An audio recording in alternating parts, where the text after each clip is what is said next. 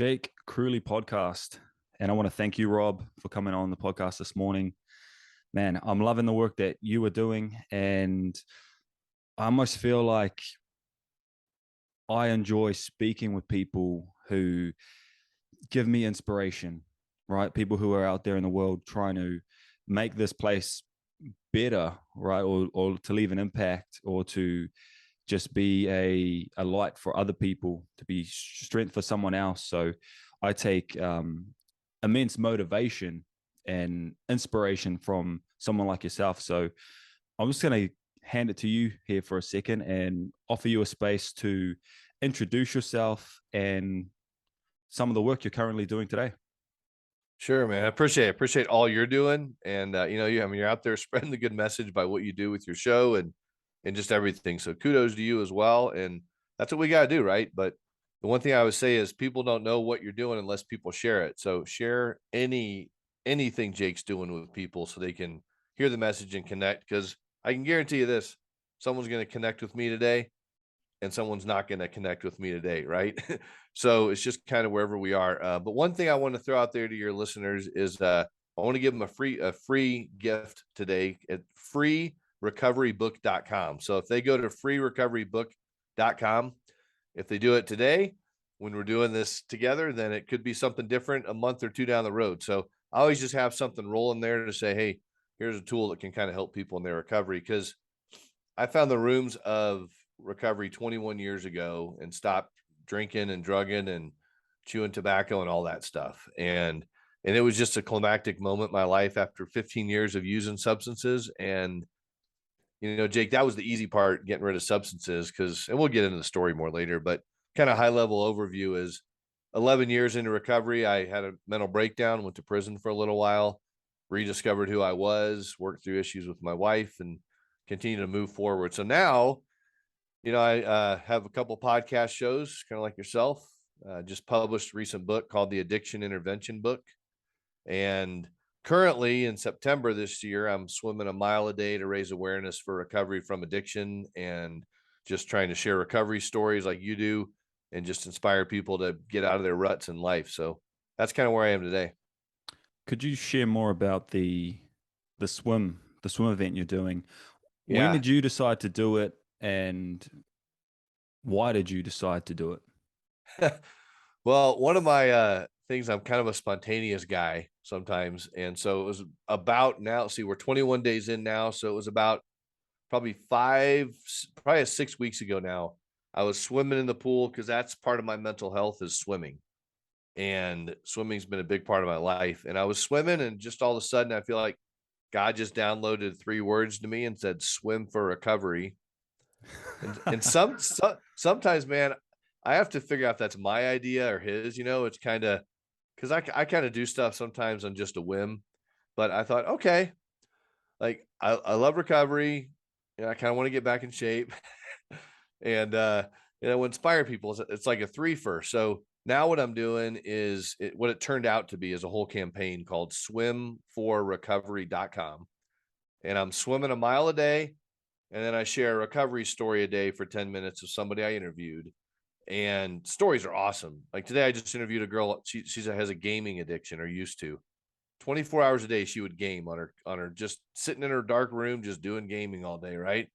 Like the alcoholic sitting in his room drinking all day or something. And so I'm just trying to raise money for my nonprofit to help people that can't afford the help, and then just support all the programs and stuff I do. But the coolest part, Jake, is that while I'm swimming, like tomorrow, I'll pray for you while I'm swimming, because I literally pray for people by name and situation while I swim for the most part. I mean, then I jam out to some music, or just, because I use underwater headphones. And then, so I'm really just intentionally praying for past clients, friends, people struggling with stuff, people that message me. So if you got something you're struggling with, shoot me a message on Facebook, and I'll pray for you the rest of this month while I'm doing my swim for recovery. So that's the most fun thing I'm doing right now. Yeah, much love, Rob. Yeah, I would really appreciate that. I think life gets tough, it just throws challenges at you. You're just walking through life, and then out of nowhere, it just, clotheslines you, let's say, for lack of a better analogy. So yeah, I would actually really appreciate that. And what would a successful, or what does a successful campaign look like for you moving forward? Wow. And I'm glad you asked that, because this is something I'm going to carry into next year, more intentionality, right? And reach out to people. Cause I had Amy Van Dyken. She's a 6-time gold medalist swimmer. She did a promo thing for me and just said, "Hey, my buddy Rob's swimming a mile a day out in Colorado. Support him. Check it out. That's pretty cool." And so I got her video, which is really kind of neat. But, for me, I mean, so when this whole thing started, I wasn't even thinking this was recovery month in September, but it just, I was like, okay, September 1st. And I said, oh my gosh, it's recovery month. So I tied it into that. And then the original intention was not to even raise money for my nonprofit, but I came up with some stuff I used to do as a kid. We used to do these swimathons. I don't know if you've ever known anyone that did that, but as a kid, you're raising money for your swimming group, your club. And so people donate like 10 cents a mile or 10 cents a lap. And you might swim 30 laps as a kid or something, and woo, I did it, or $1. So I came up with the same idea as a 51-year-old man in the recovery world trying to help people. And so people are donating like 10 cents a lap. So it's $198. And then I send them a copy of my new book that I just published, the addiction intervention book. But I've had people donate $500, $600, $250, $50, whatever, but it's all going to help people. So for me, just sharing someone's story is success. But you know how podcasting is, it's a lot of work, to do the show. People don't realize what you and I go through is so these interviews I'm doing, they're just raw, unedited, start to finish clip, and I share it through StreamYard. So I know those stories are touching people, and even people I interviewed are now being interviewed by other people. And so I guess there's little tangents of success like that, right? And there wasn't a goal of success for this, but it just kind of came. I said, yeah, if I raised, $20,000 or $30,000 through this, that'd be cool. And I can help a lot of people with that, because I am, like you said, boots on the ground doing work. And addiction touches pretty much everyone around us, some way, shape, form, or fashion. Yeah, that'd be epic. I mean, if you, $20,000, and you could do a lot with that. In regards to this nonprofit that you have, can you just share a bit about what that is specifically? Yeah. So I kind of have what's called a business tree, a business ministry, right? And there's services I offer that are, people can easily pay, and we do interventions and coaching, and that's what they want. And then there's people that just don't have the resources, and they need help with the sober living scholarship or counseling, or they really want it. Not just the guy that calls and says, "Hey, man, I'm really thinking about getting sober." Like he's totally intoxicated and wants help. It's like the person that really, really wants it, right? Um, so my nonprofit is held through a group in Colorado Springs, Colorado, called New Horizons Foundation, and they're like a holding house for like missionaries and people that do ministry work. And so, they just take a administration fee off the top of it, but they handle all the tax deductions. They send them their receipts, like it's all handled through them. And I just get to bring those people into the mix of what I'm doing and figure out, how can I pray for them? How can I support them and their families and their struggles? And so I'm all about, being intentional with my time, and I do a lot of stuff. So it's, how do I minister to people that are supporting what I'm doing? And then people can support throughout the year, monthly, through through the foundation. But this is just a special campaign I'm doing right now. But my whole lifted from the rut, business ministry. There's people that support monthly just because they want to, and they say, I'm kingdom minded like you, Rob. I want to help you out. I'm never going to go pull a drunk off the curb and take him to get help, but I know you will. And so, yeah, stuff like that. Well, I mean, that's incredible. One thing I wanted to ask you was, so now, like, I love that your mindset is always being productive, but also, how can I help others? So, having gone through what you've been through, what was your mindset prior to going through all of this, like this whole life experience that you've been through? Were you still in that mindset of, how can I help others? Like, that seems to be your base expression of life. Yeah. It was interesting as a kid growing up, we would take these little tests, right? And even when I was drinking and in college and grad school, we take these tests of what would your profession be? Have you ever done those things? Like, what's your Yeah. career path? Yeah. Yeah. Like, what's your career path? And it would come up like counselor, pastor, you know, just mediator, those kind of things. Right. And that was where my heart was, to help people and do that.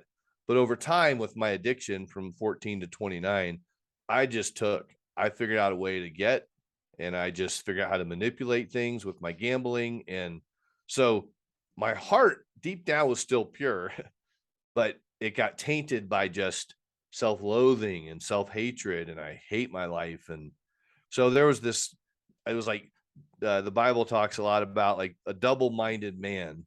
You're just like stuck. I mean, you get nowhere because you're on the right side or the left side. And that's the way I felt in my drug addiction and use and gambling was, how can I get? And that's why now I just want to go, how can I give? Because a lot of people have helped my family and myself out. Because, you know, in 11 years of recovery, I went to prison for a little while after a mental breakdown. And so many people helped my wife and kids and poured into them and helped me get back on my feet.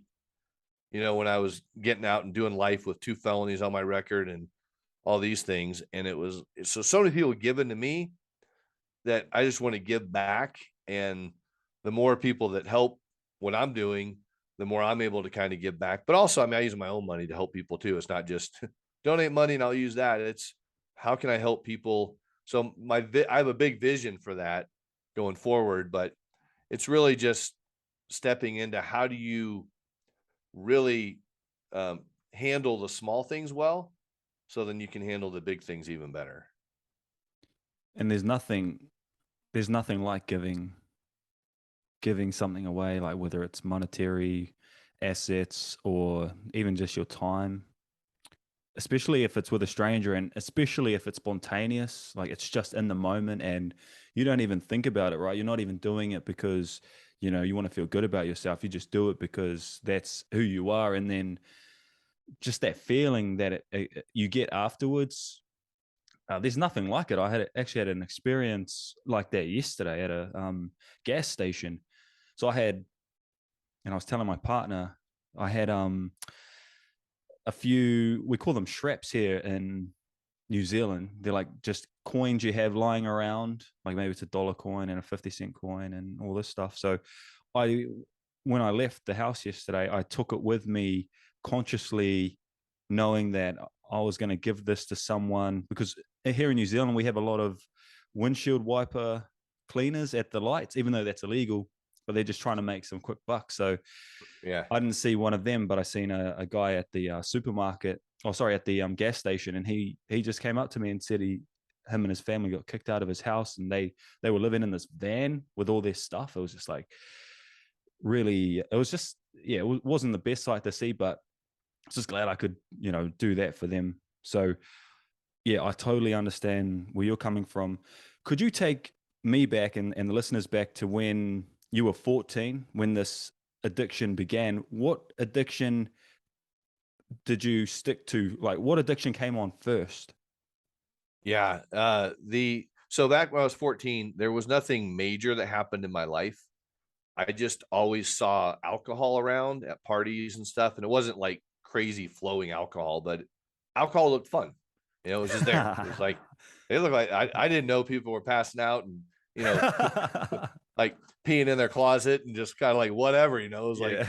I didn't know that stuff, but you just saw the fun part. So I just remember I was actually at a Christian youth event at someone's house, and a guy said, "Hey, I got a 6-pack of beer, Lohman. You want to go have a beer with myself and these 2 girls?" And I'm thinking, "Yeah, sure." I mean, I was interested in girls, you know, and I I was don't blame you. insecure.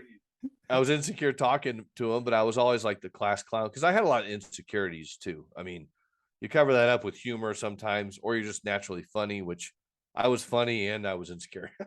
And but we went through these little bushes, and it was the moment of just kind of, I took 3 beers and it was like ka-ch, ka-ch, ka-ch, and just chugged them, right? And they were nursing their beers and they're looking at me and I'm thinking, man, so I would say that, my alcoholism, that was my main thing, was alcohol. My alcoholism had me at, and it was just game on for the next 15 years. And it was manipulation. So the first time I like had those 3 beers, I mean, I was a scrawny 14-year-old kid. And so I was pretty kind of like buzzed, and I get in my mom's car and she picks me up from the party and she goes, "Honey, what's wrong with your eyes?" And they're all bloodshot. And I go, I'm like, "Mom, it's these new contacts. They're just killing me and my allergies." And she believed me. So, I joke for the rest of my life. I always said, "Oh, my allergies are killing me. I'm not drunk." But it was those things. It was just most everything. A lot of stuff I did that was fun after that involved alcohol. And, high school, I'd go drink at lunch. I'd drink before swim practice, which senior year, I had to make the decision to quit swimming or quit drinking. And, Jake, I don't really know how far I could have gone in swimming, but I really enjoyed it. And I made state as an alternate on the medley relay my junior year. And going into senior year, I was just kind of had to make the decision to quit drinking or quit swimming. And I did what any normal person would do when they're faced with addiction and potential. I let potential, lose again to my addiction. And that was just my theme for the next, I don't know, college, after college, just there was potential and Rob would sabotage it again. And so I had this history of self-sabotaging myself because I did not feel worthy of success in my own life. So I'd be doing well and I'd screw it up. Be doing well with a girl and I'd screw it up, and it was just, or I'd change jobs or something just to do something different. So, undiagnosed ADD, but most people that know me and have interviewed me in the past, like, "Yeah, I think you have ADD, Lohman." I'm like, "Whatever. I just like to have fun. Leave me alone." But anyway. Yeah. When did you, well, sorry, before I go on to that, Yeah. when you were crackling, making the sounds of like crackling the beers open, I was just picturing you as a young kid doing what Stone Cold Steve Austin does from the WWE. He like cracks the beers open and smashes them and just like guzzles them down. That came later when I learned how to shotgun a beer and I put the screwdriver in the bottom and it was like, or I learned how to beer bong. Here was one of the first time I really had bad alcohol poisoning. It was up in Michigan and we were going to see Def Leppard and Great White in a concert up there. And I was so excited to see him because I was into like heavy metalish type stuff and classic rock. And we were going up there and it was the first time I'd really ever beer bonged. If people don't know what that is, you got like a plastic tube at the end of a funnel and people just pour a bunch of booze in there, right? Well, they were pouring straight tequila in the bong. And I had no idea. And we get to the thing and it was almost right when Def Leppard played their first like tune of the guitar or whatever. I was just out. Horrible alcohol poisoning. It was awful. And the normal person, Jake, would be like, "Okay, I had enough." Throwing up. I mean, awful. It was just, I got home and I remember laying in my bed. I think it was this night. They all kind of run together, but I was laying in my bed and my brother was in the bed, next to me in our lake house in Michigan. And I just remember saying, "Bro, my bed is spinning." First time I experienced that. And he goes, "Well, just put your foot on the floor and it'll stop." And then the whole house was spinning and it was bad, but I just did it again the next night, just drank a bunch. So it didn't stop me at all. Yeah, I totally understand what you mean. Like when you drink too much alcohol and then, man, everything is just spinning and then you start to feel sick. Oh, that's probably one of the worst things I hate is actually drinking too much alcohol. And I don't drink because when I was in high school, there was one occasion where me and a couple of friends, we were at a friend's house and we drank gin. I think gin is the one that it smells like flowers. Anyway, we were like we started taking cap shots first from the cap, and then because we were such newbie drinkers, it wasn't affecting us within a minute or two. So we were like, "Oh, well, this isn't doing anything to us." So we started passing the bottle around. Anyway, I black out and then I wake up in the bathtub like with my like on my knees with my shirt off and my head was, in the bathtub as well. It was like almost like in a doggy position. And then from that day forward, man, I just decided that I wouldn't touch alcohol because And I think that's one thing that we don't learn is, or maybe we do learn but don't implement it, is when we're growing up, especially in high school or when we're just leaving high school, there's that overconsumption of alcohol. It's like we don't know when to stop. So you see so many people when I was growing up just spewing up, especially at the like in the club scene, spewing up. A lot of people drunk, falling over. This is out in public. Like you'd think that people would think about their safety and how they can keep themselves and each other safe. Yeah, it's scary, especially with, young girls and women that get taken advantage of so easily by, guys, that are just they're doing stuff to drinks. And you hear about that all the time too, of just, this, I don't know what happened. All of a sudden I just disappeared. And we put ourselves in these situations of harm because of the alcohol consumption, right? And or drugs or whatever. I mean, I have so many families that call me for the intervention work I do. And I tell some of the stories in the addiction intervention book I just published on Amazon, and let people kind of hear them, but you change the names and all that kind of stuff, right? So you're not telling someone's whole story because you don't want to put it out there. But the bottom line is there's chaos that's happening because of substances or shopping or sex or, gambling or overeating or whatever. And people just need tools, but the stories are all that, the drunkalogs, the chaos. And I can tell you this, I have never been drunk when I haven't taken a drink, and it's 21 years. After an attempted suicide, I just never looked back because I didn't want that anymore. You woke up, you had your epiphany in a bathtub, right? Just kind of, I don't want to do this anymore.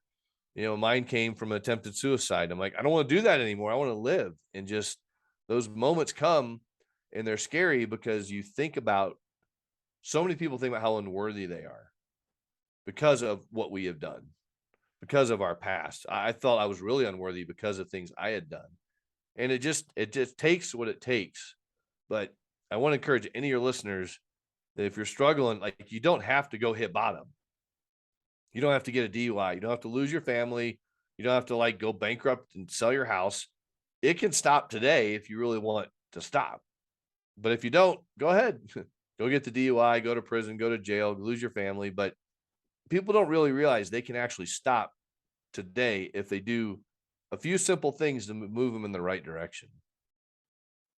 Yeah, that's one thing I think about, and I ask others who are in professionals who are working in spaces like addiction, like alcoholism, and all these other things, is people we have a choice every day to change, but why is it that someone doesn't decide to do that, right? Like you could share that message with someone and they could hear that, but then they would still decide not to do that. So it's like, what is happening? Like, where's the disconnect between the information that you're conveying to them and their ability to accept it and comprehend it and actually implement it?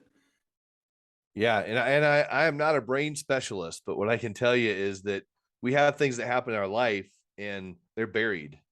They're buried in our brains and our subconscious. They're buried in, call it, the basement of the brain. And unless we know what those are in those moments and stuff, we're just on kind of autopilot from those beliefs and those memories and those things that, even though we want to change, there were plenty of times I wanted to change. And I never cried out and was like, oh God, please get me out of this. I'll never do it again. Because Jake, I knew I was going to do it again. I just wasn't at a place yet, but I believe that a lot of people actually can lose the ability to change, lose the ability of choice to change because they're so hard on themselves. They're so beat up. They're believing the lies that aren't true about them, that, you suck, you failed, you're a loser, you'll never measure up. No one's going to want you. Look at your life. You're 40 years old and you still live in your mom's basement, or you don't have a job, or you can't hold. I mean, people with addictions are constantly bombarded with you, right? And over time, you just start believing those yous and how much you have failed, and from your parents or a spouse or a kid or a boss or whatever. So it's hard when you don't believe in yourself and so many things happen along the way that remind you that you shouldn't believe in yourself. So that logic of I'm laying in a pool of throw up, I should just stop. Oh, you guys want to go to the bar tonight? All right. And then you just go because that's just what you do. But I'm a huge proponent of the 3 C's. I call it the trifecta of recovery: coaching, counseling, and community. I think all 3 of those have to be essential in someone's life because counseling lets you understand from where you come, so you won't believe the lies. Community is like right now, today, the people you hang with that are like good people that are not toxic, that are maybe a little toxic, but you never know. But they're good for you. And then the coaching is like, where do you want to go, man? Like, what you can do anything you want to do if you put your mind to it. But it's limiting beliefs in our brains that say, there's no way you're not going to be successful. I mean, even doing this swim for recovery campaign, it's kind of like doing it right. And had a couple people was like, well, that's kind of silly. Why would you do something like that? I was like, well, I don't know. That's your opinion. I think it's a great idea. And I feel like it was just something I was called to do. So if I don't live my life comparing myself to what everyone else thinks, which I used to do. I mean, Jake, I was a poorly functioning chameleon, I call myself, where I would just blend in. Like I blend in over here, and it's like, oh, there's the yellow people. I'm gonna blend in over there. I'm gonna go to the green people and just blend in. But then I always stood out when I would blend into that crowd. So it was like I was a hot mess. I didn't know who I was until I went to prison, and then I figured out who I was again. And I was like, oh wow, I like this guy. I don't like that guy over there. The guy used to be over here, but I really like the guy sitting in a prison cell praying to God and figuring out who the heck I was again. It was like a time away and a good blessing, but I had to go through that to get back to who Rob was. And that was without substances. That was gambling and dopamine issues and just a lot of mental crap going on. Yeah. I said in a past interview, I keep saying like I've got this filler word and it's and I'm like trying to break it. But in saying that, I can totally relate to everything you've said. Even for me personally, like starting this podcast, I remember because I started this when July, so mid-July, I think July 15th, I'd done episode 1. And I remember all the thoughts that were just racing through my head. You shouldn't do it. People are going to judge you. You're not worthy. All of these negative connotations and belief systems that were just running through my mind. And I was just so aware of it. And I done it anyway. Right. But I can totally understand like how debilitating that can be. And they still come up. They Yeah. still come up. And it's just like, well, I'll be making food, and then out of nowhere, this thought comes up like, you need to stop doing that podcast. It isn't going anywhere. And I'll just recognize that, bring some mindfulness to the forefront and just let it pass away. But yeah, that I think that's very important that we do become mindful of the thoughts, right? Like the beliefs. And in regards to you starting the drinking at 14 and then having these suicidal ideations, like, can you just give me a brief walkthrough of you at 14 to how you got to that point in your life? Yeah. Well, it was, I mean, so I got sober at 29 years old. That was my kind of freedom year of breaking free from substances. Right. But leading up to that, my behavior was something I wasn't proud of. I mean, I was gambling a lot. I mean, I would close the bars down in Fort Wayne, Indiana, drive 2.5 hours to a casino, come home, and I had no clue I even went to the casino. It'd be like these 7-8 hour blackouts driving a car, and that was scaring me, right? And then it was just, I mean, I had $67,000 in credit card debt, and that was scaring me because I was just trying to live a life that I was not affording. Living in my little apartment, it was like, oh, I'll buy everyone drinks. Yeah. And the gambling addiction was just crazy too. And just credit card advances. So my life was just really spinning out of control faster than I could lower my standards. is a phrase I heard in early recovery. I was like, it was, man. And I mean, I was sleeping around, and it was just, I wasn't happy with what was going on. Right. So, I had a good alcoholic marriage that lasted a very short period of time, and I was freed from that. And it was just kind of, I say it was something that never should have happened. No disrespect to my ex-wife, but it was just, we weren't meant to be together. And it was alcoholism, it was addiction, it was mental health. Like, neither of us were capable of handling another person's responsibility in life. And, but what happened, the suicidation part started coming.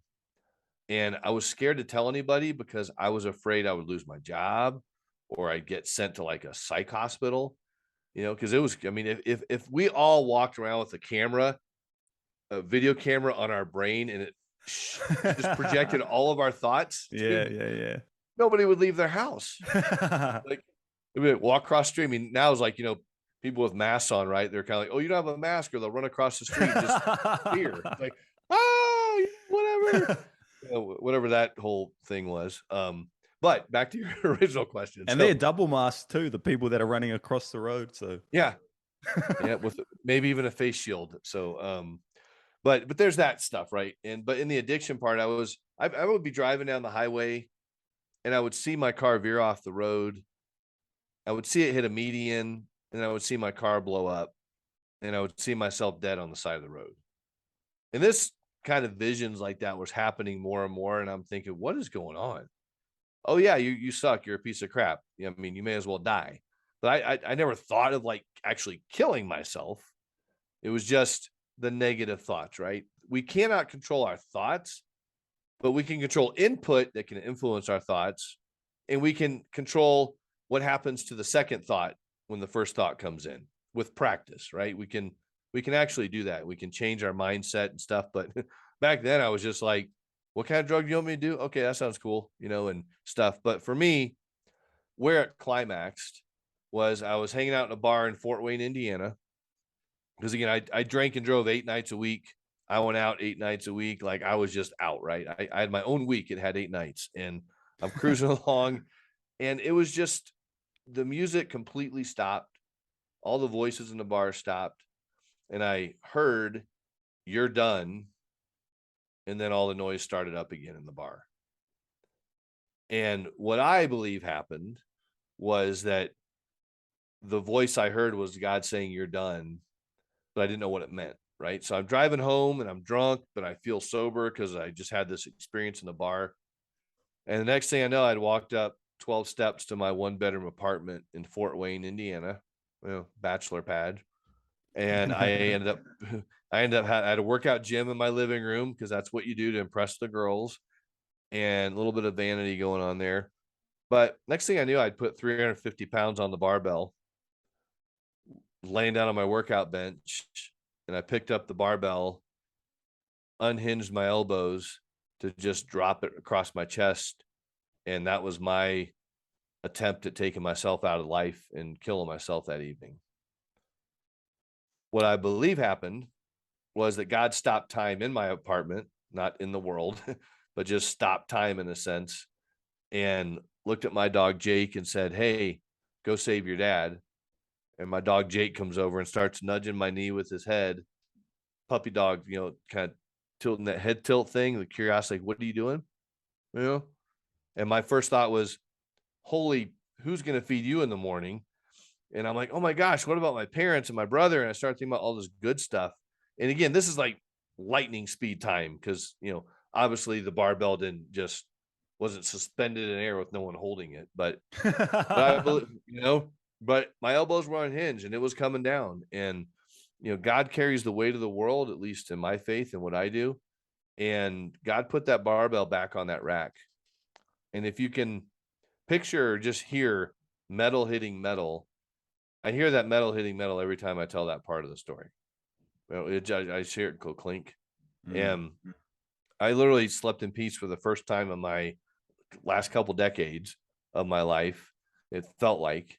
And my Aunt Carol came and picked me up and took me to an AA meeting the next day in the back of a bar in Fort Wayne, Indiana.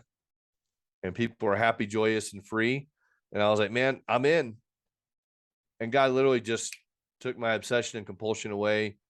I haven't had a craving in 21 years. It was just gone.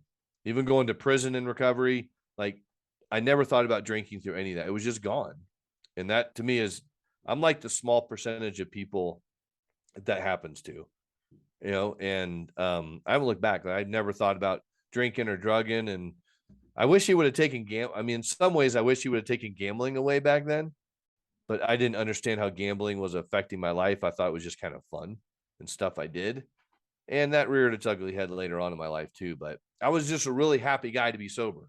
I was excited. I was like, I'll go play softball. You want to play sober golf? I'll try that. You want to go on a date sober? Okay, I can try that too. And, going to movies without sneaking liquor in. It was just, I mean, it was fun to do life and remember everything I did throughout the week. So you went with your aunt to the AA meeting. What does what does an intervention look like? And does an intervention come prior or post AA group meeting? There What could is be that? Because sorry to interrupt you here.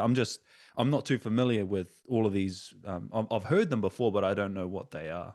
Yeah, sure, Jake. Well, you can go buy the addiction intervention book and you can read all about it, Jake, on Amazon. I'm just kidding.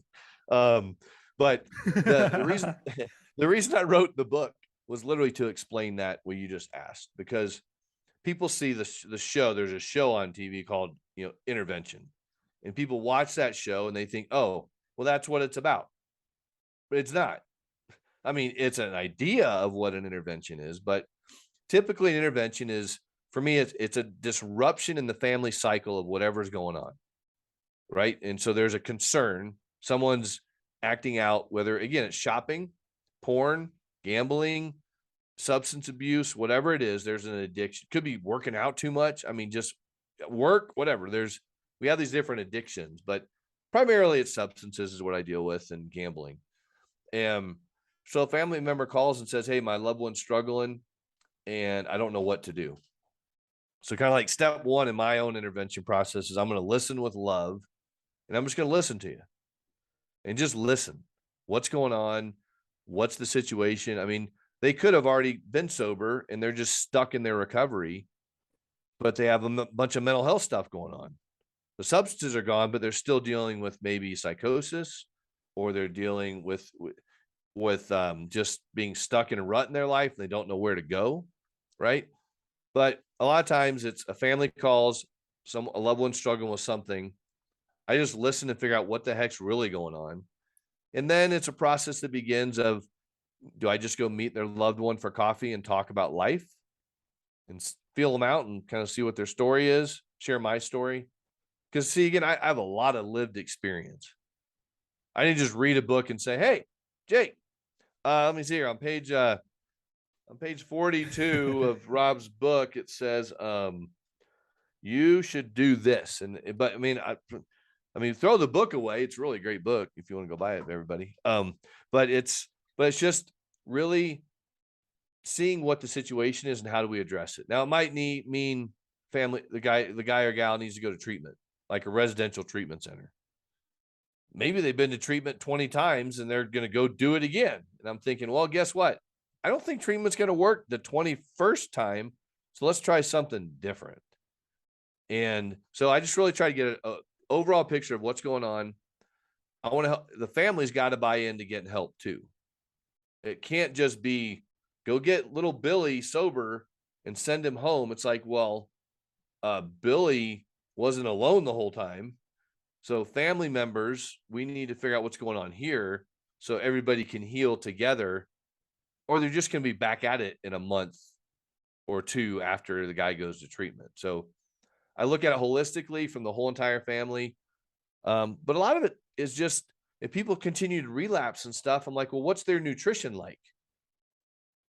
Do they eat like crap and don't sleep and stuff? Well, let's get their gut and their brain lined up and do some gut work, because most like our dopamine and serotonin is produced in our belly, especially serotonin, and that's like our kind of like happy-go-lucky feeling stuff. And so if we can get that in check, sometimes that could be the difference for somebody. Some people just can't handle smoking pot.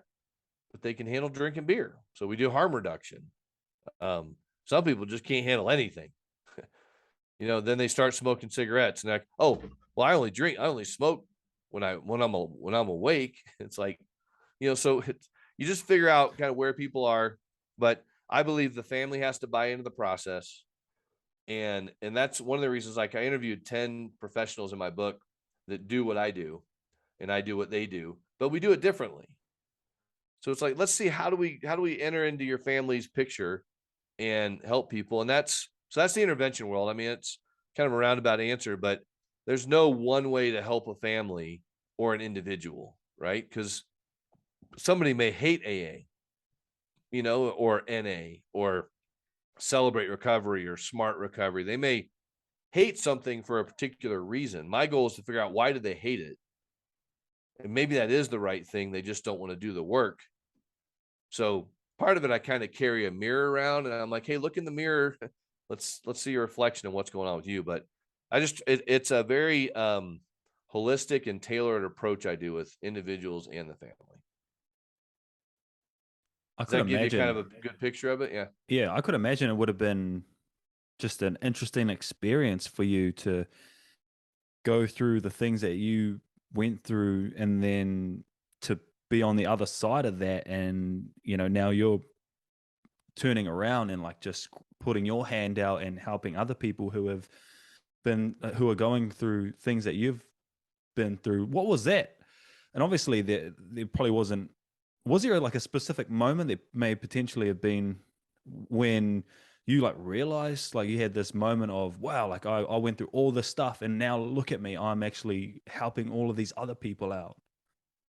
Yeah, it was. I was seeing if I had the diagram here. I know people are just listening, can't see it, but so during my incarceration, and again, my charge was arson. I had a mental breakdown. Nobody got hurt. It was just a wild blackout evening of just, chaos, right? So just letting people kind of know why I went to prison. Some people are like, well, what'd you go to prison for? A lot of details in that, but my breakdown manifested itself in setting some stuff on fire and a mental blackout, caused a lot of damage. I eventually confessed, got sentenced to prison, and was supposed to spend 13 years away and only spent 10 and a half months, thank God. Wow. But while I was away, and my poor wife had to be single mom and take care of the kids and provide, but that's where the community piece comes in. See, our whole community surrounded her, and they surrounded me while I was gone. And so I knew we were going to be all right. But while I was away, I just read books and I studied and I became a student again. And I was like, what the heck happened to me? I mean, I was crazy idiot drinking and drugging. Like I just did wild stuff with spontaneous, no filter, just whoa, that was really dumb. But without substances, like what happened to me? And I was able to figure it out and backtrack and stuff. But while I'm sitting in there, I'm a big bubble guy. I like to draw my life out in bubbles. Okay. So the middle bubble was Lifted from the Rut, which is the name of my business now. And out of that bubble came, I want to do stuff like podcasting or radio and help people. I want to write books. I want to do programs. So I started drawing all this out, and like a lot of those bubbles are filled in with reality now in my life. So I started dreaming and envisioning of where I wanted to go and help people. But I didn't know how to do it. I mean, when I started doing my podcast, Jake, so when I became an interventionist, which I started it because of my felonies, I couldn't get a really good enough job to take care of my family. And a friend of mine said, hey, you should get trained to do this. So I got trained and started my business. And the first year I did this big addiction awareness event. And the second year I did another one too quickly after I did the first one. I learned a lot.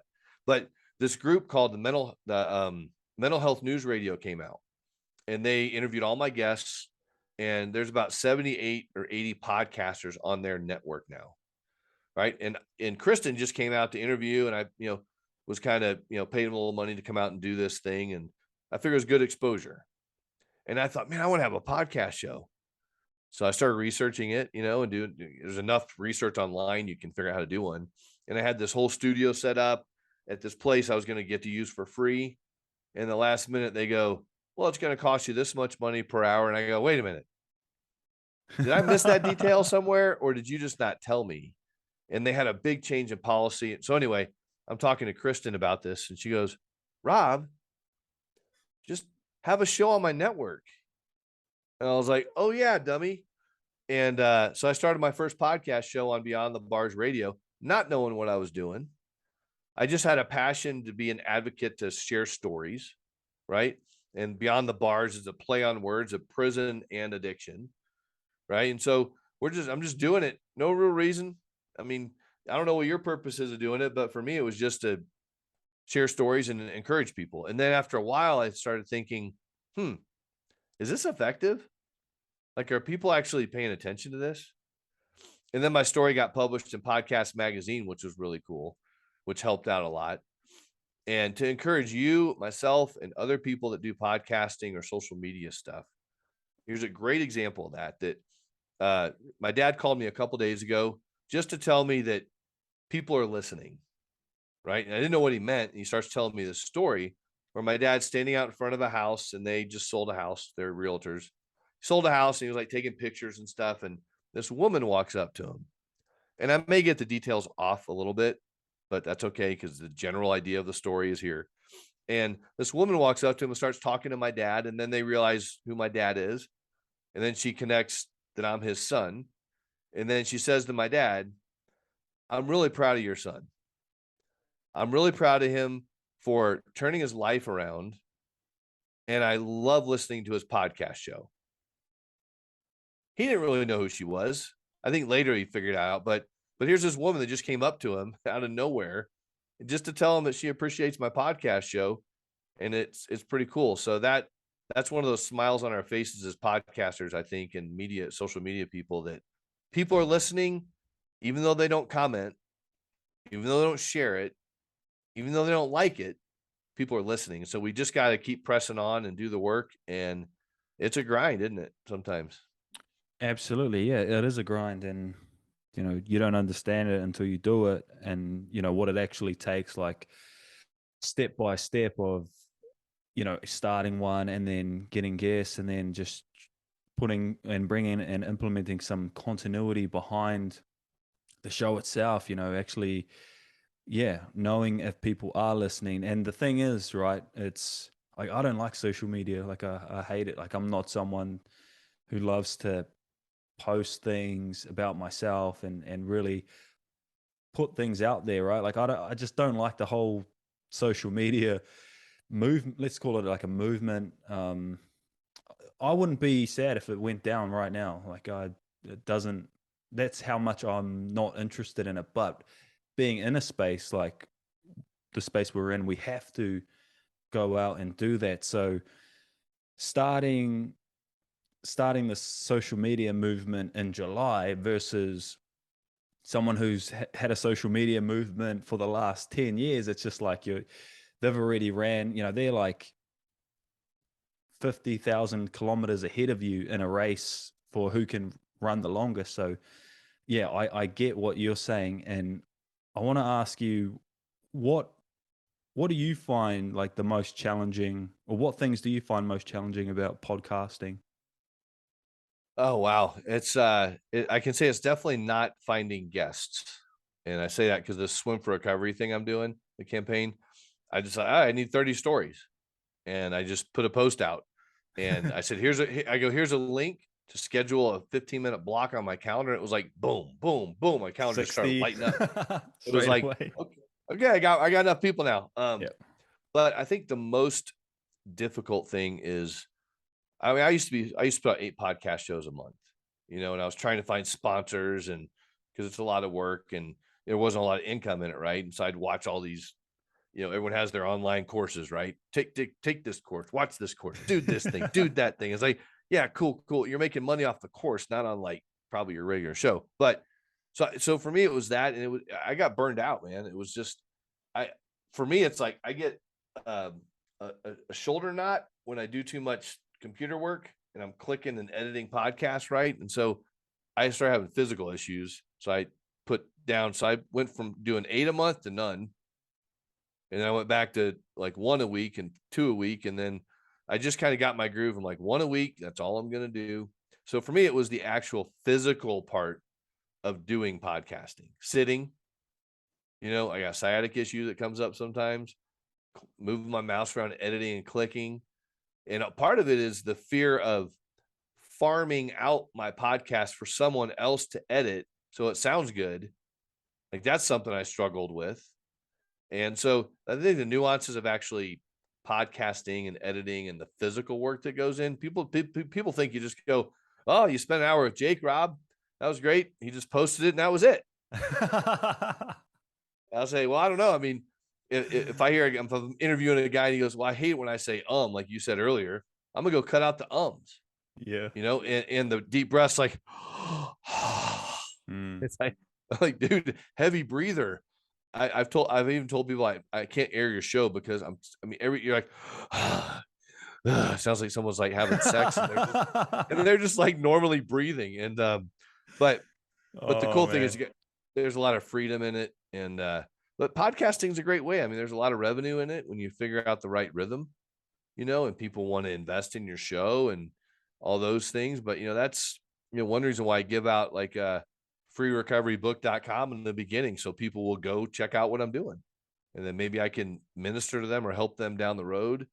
And I love promoting other people's podcast shows. I can't wait to, push yours out there and just say, hey, here's another show, go check it out. And I just blast it out to people and, it gets more people into your network and audience and vice versa. So, but yeah, the physical nuances of podcasting has been my only complaint in 4.5 years. So. Wow. I feel like people would love to just hear a little bit more about, and I would love to hear a little bit more about your experience of jail. So have you recollected on why you decided to burn things down? Yeah. Oh yeah. I mean, I went psychiatrist and we're going to have you take 500 questions in this one test to make sure you're consistent in your answers. Are you a psychopath? Are you not? It's like what I tie it back to, and I can just explain it this way, is with my gambling addiction. Because when I first got sober, I was single. Then I was married, had kids, had a business, pressure. So I quit going to meetings. I quit tapping into men's groups and Bible studies. So I quit doing all the stuff I was doing before that got me there. And I thought my faith was really deep, but the roots of my faith were really shallow. In scripture, it talks about we can scatter our seeds amongst the rocks and we're going to have shallow roots. So when the storm comes, it's going to wash them away. But if you can plant your seeds in fertile soil, then you can withstand any storm. I thought I was over there, but I was in the first camp. And so pressure just took over. I was dealing with suicide ideation again. I was gambling like crazy, trying to save my business. I was drinking like 2 or 3 energy drinks a day, coffee, sugar, not working out. So I was a hot mess. And the way I described the evening is that the way I look at a man's brain is it's like a waffle. We compartmentalize stuff like our marriage, our work, our success, our failures. Like it's all compartmentalized. And this night, it's like the waffle turned into a pancake and it all bled together. And I was just like, I just checked out. Like I literally checked out in a moment, and that was the result of it. And so that is what led up to the evening. And then afterwards, it didn't take me a whole lot to wake up. I was like, well, how did I get here? I was like, holy crap. So I sought counseling and therapy and pastoral counseling and just started reading books. And I had to figure it out because it scared the heck out of me. It was really scary. How did you feel knowing that you were going to prison? And how did you feel like walking into the prison itself? So going into prison, I actually had peace because once I had turned the whole situation over to God, I literally just had peace with everything. The unknown, I didn't know, but he knew, right? I have this sign on my desk that says, it'll be backwards if I showed you there, but it says, faith is not knowing what the future holds, but knowing who holds the future. So I just believe that. Like I just did. And so that was my saving grace, was that. And my family kind of adopted some of the process too, but I didn't know prison. I just had to figure it out. And I just prayed a lot and just kind of entered into a space, and I read, and I just kind of kept to myself. But there were times I was scared in prison for sure, but I just felt the comforting voice of God, not like I heard in the bar, but just, you're going to be all right. Just stay close to me. You're going to be all right. Your family's going to be all right. Just stay close to me.